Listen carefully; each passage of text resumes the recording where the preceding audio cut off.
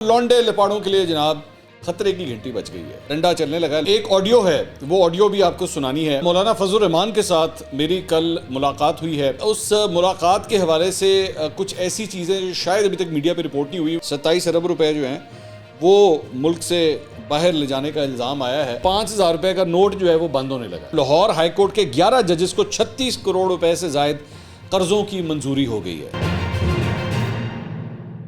अस्सलाम वालेकुम नाज़रीन, मैं हूं मंसूर अली खान। अपने डिजिटल चैनल के ऊपर आपको खुश आमदीद कहूँगा। नाज़रीन, बड़ी एक्सक्लूसिव खबरें इस वीडियो के अंदर आपके साथ मैंने शेयर करनी है।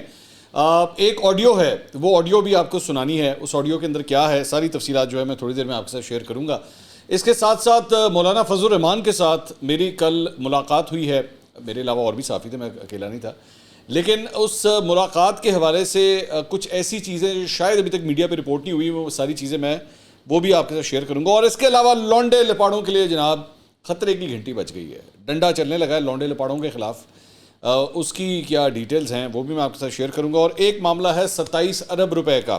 27 अरब रुपए जो हैं वो मुल्क से बाहर ले जाने का इल्ज़ाम आया है। किसकी जानिब से आया है, किस पे आया, किसके ख़िलाफ़ आया है, और एक बैकग्राउंड भी। और जब इसके ऊपर मैं बात करूँगा ना, तो शायद मेरे तहरीक इंसाफ के जो दोस्त हैं वो शायद ज़रा नाराज़ हो जाएंगे। बट एक सरप्राइज़ देना है मैंने उनको। लेकिन उससे पहले आपसे ये रिक्वेस्ट है, ये सारी खबरें एंड तक वीडियो ज़रूर देखिएगा, सबको मैं कवर करूँगा। लेकिन सबसे पहले आपसे ये रिक्वेस्ट है कि चैनल को सब्सक्राइब ज़रूर कीजिए।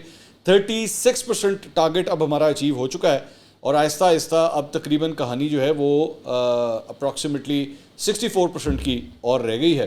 तो मदद कीजिए आप हमारी और चैनल को सब्सक्राइब कीजिए।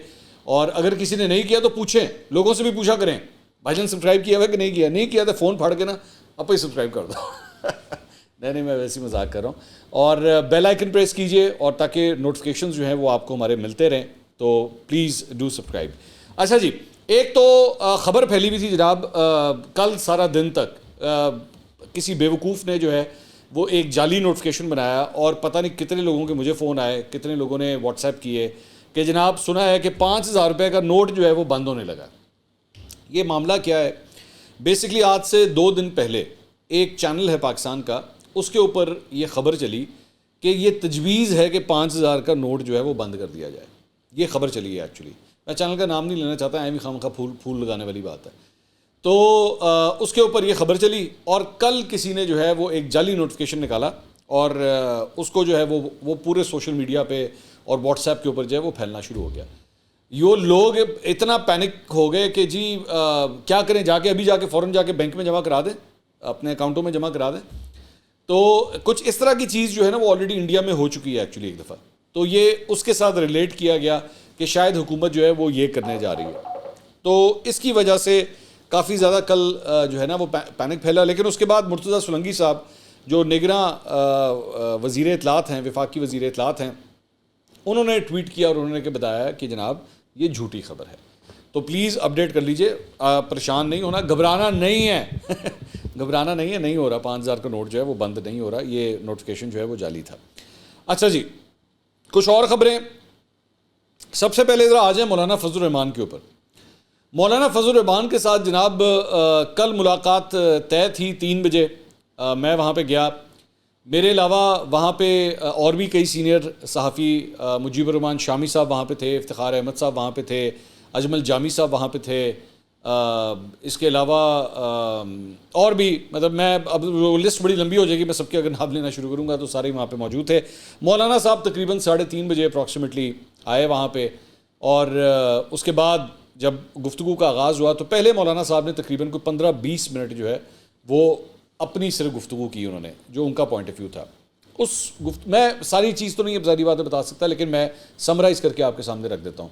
एक तो उन्होंने कहा कि जनाब इस वक्त फाटा के जो इलाके हैं उसके अंदर बहुत ही ख़राब सूरत हाल है, अमन व अमान की बहुत ज़्यादा ख़राब सूरत हाल है।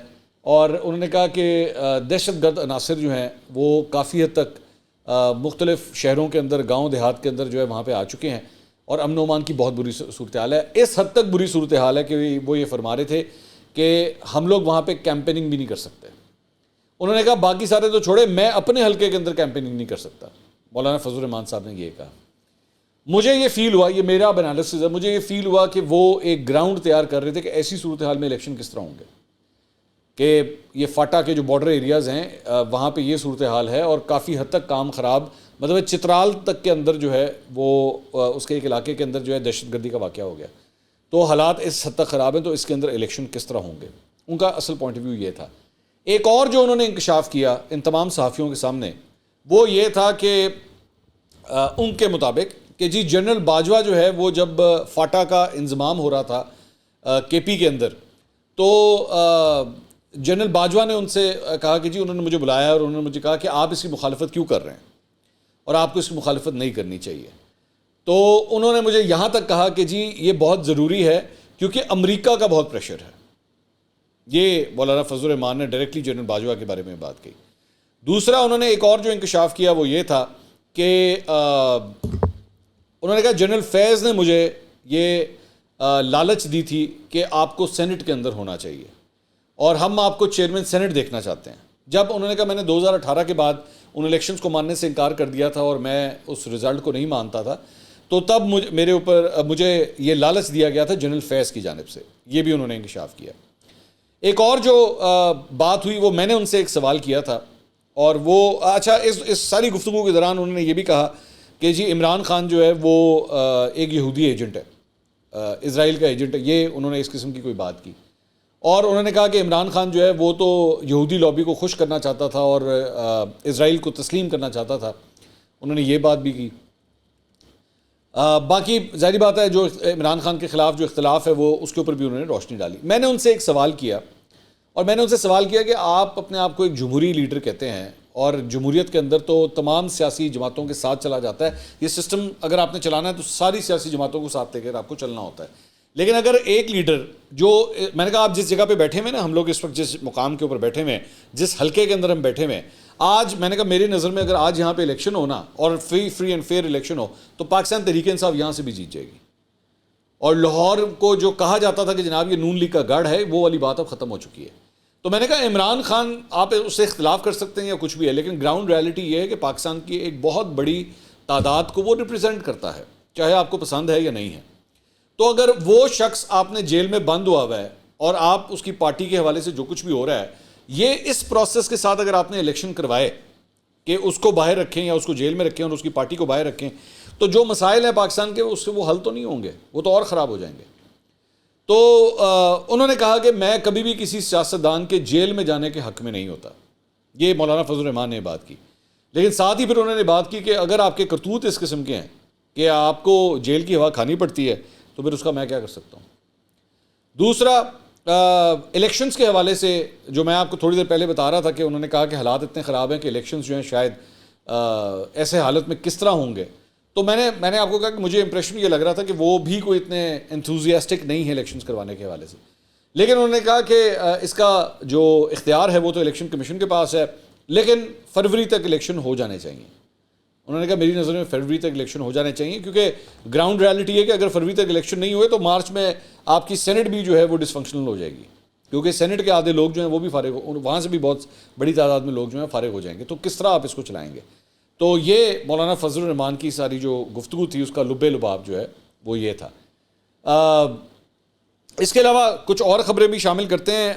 ایک تو جناب ایکسپریس نے یہ ایک خبر دی ہے اور اس کے مطابق جناب لاہور ہائی کورٹ کے 11 ججز کو 36 کروڑ روپے سے زائد قرضوں کی منظوری ہو گئی ہے. 11 ججز کے لیے 36 کروڑ روپے. یہ قرضے بلا سود ہوں گے، اس پہ کوئی انٹرسٹ نہیں ہوگا اور اس کی مدت جو ہے واپسی کی وہ 12 سال ہے. نگراں پنجاب حکومت کی طرف سے ہائی کورٹ کے ججز کو ان کی 3 سال یعنی 36 بنیادی تنخواہوں کے برابر قرض دینے کا فیصلہ کیا گیا ہے اور اس کے مطابق ہر جج کو جو ہے وہ تقریباً 3.25 کروڑ روپے ملے گا اور ان ججز کی بنیادی تنخواہ جو ہے وہ 9 لاکھ روپے ماہانہ ہے اور اس لیے ان کو گھر بنانے کے لیے بیسکلی یہ لون جو ہے وہ دیا جا رہا ہے. لاہور ہائی کورٹ کے ان 11 ججز میں وہ جج صاحب بھی شامل ہیں جنہوں نے شوگر ملز کے حوالے سے حکومت کے خلاف سٹے آرڈر دیا ہوا ہے اور سرکاری افسران کو اس سے قبل بلا سود قرضوں کی ایسی کوئی مثال جو ہے وہ نہیں ملتی.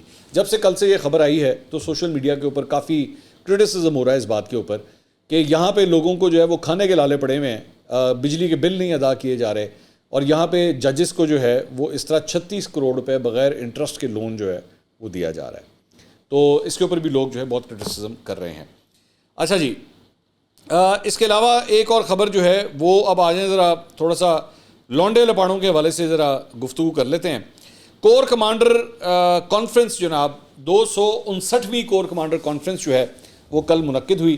میری کبوتر کی خبر کے مطابق بڑی ہی لمبی کور کمانڈر کانفرنس تھی ایکسٹراڈنریلی, اور اس کے اندر کور کمانڈر کانفرنس تو بہت لمبی تھی, لیکن اس سے پہلے یہ فیلرز آنا شروع ہو گئے تھے کہ بہت ہی کوئی امپورٹنٹ اناؤنسمنٹ ہونے جا رہی ہے, اور بڑا سوچ و بچار کے بعد جو ہے یہ اناؤنسمنٹ ہونے جا رہی ہے.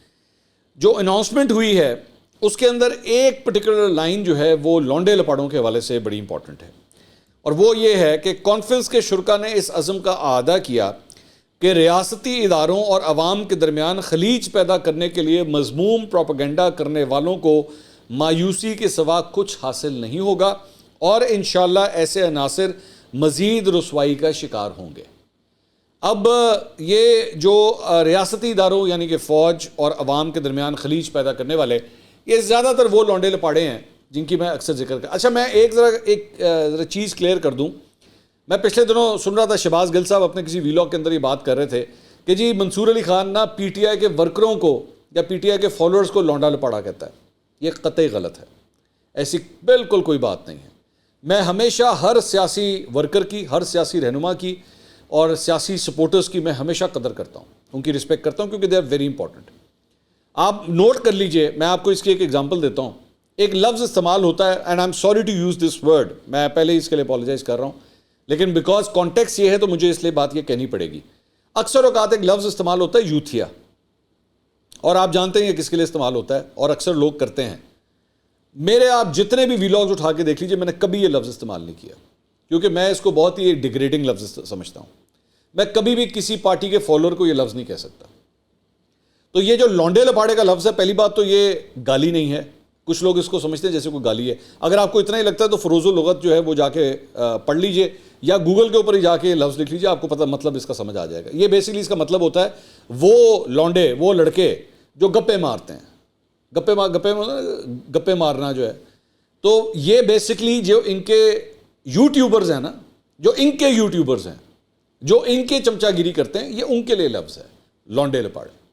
اور دوسری بات یہ کہ میں نے کبھی کسی کا نام لے کے بھی یہ لفظ نہیں استعمال کیا کہ میں نے کسی کو کہا کہ بھائی جان یہ جو بندہ ہے نا یہ لونڈا لپاڑا ہے. یہ میں آپ کے اوپر چھوڑتا ہوں, یہ فیصلہ آپ کریں کہ وہ کون سا ہے, وہ کون سا لونڈا ہے جو بیٹھ کے ہر وقت پی ٹی آئی کی تعریفیں کرنا. یہ کھڑے کیے ہوئے ہیں انہوں نے اپنے دور میں, جب ان کی حکومت آئی تھی, یہ سارے لونڈے لپاڑے انہوں نے وہاں پہ تیار کیے ہیں. کچھ یہ ان کی فیکٹری میں کچھ حکومت میں آنے سے پہلے تیار ہوئے تھے, پھر حکومت میں آ کے اس فیکٹری نے دھڑا دھڑا بڑے لوگوں کے کریئر بنائے ہیں.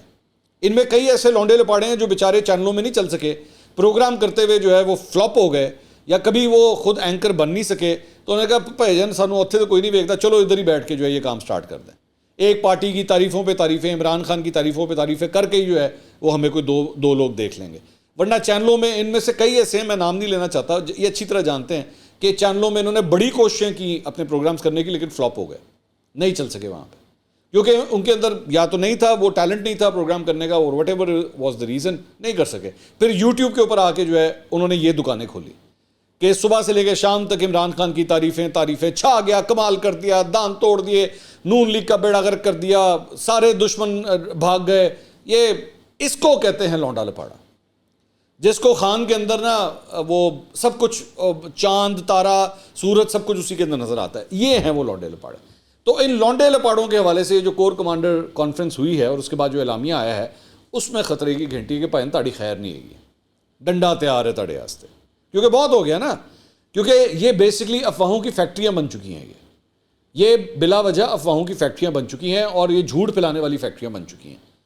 انہوں نے جتنی اس جھوٹ بول بول کے بیڑا غرق کیا ہے اس قوم کا, یہ بھی ایک دن لکھا جائے گا. میں آج سے بتا دوں, آج سے 10-15 سال کے بعد یہ پوری طرح یہ بتایا جائے گا کہ ان لوگوں کے کیا کیا کردار تھے اور کتنے ڈالر کمائے انہوں نے یہ جھوٹ پلا کے. حقیقت یہ ہے. خیر بات لمبی ہو جائے گی.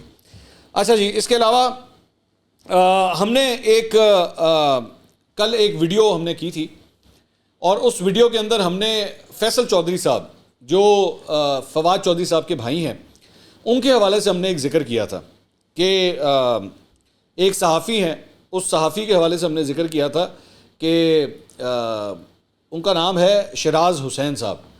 وہ فیصل چودھری صاحب کے پاس جب گئے اور ان سے زبردستی سوال کرنے کی انہوں نے کوشش کی تو فیصل چودھری صاحب نے کہا جی میں نے آپ کے سوال کا جواب نہیں دینا. اس کے بعد ان کا کوئی اخبار بھی ہے, اس اخبار کا بھی انہوں نے کہا کہ جی اوئے ہوئے اڈا وڈا اخبار, اور انہوں نے نہیں جواب دیا. میں نے اس کے اوپر اپنی ایک رائے دی تھی ایک صحافی ہونے کے ناطے کہ میرا نقطہ نظر یہ ہے کہ آپ کسی سے زبردستی جا کے سوال نہیں کر سکتے, یہ غلط ہے.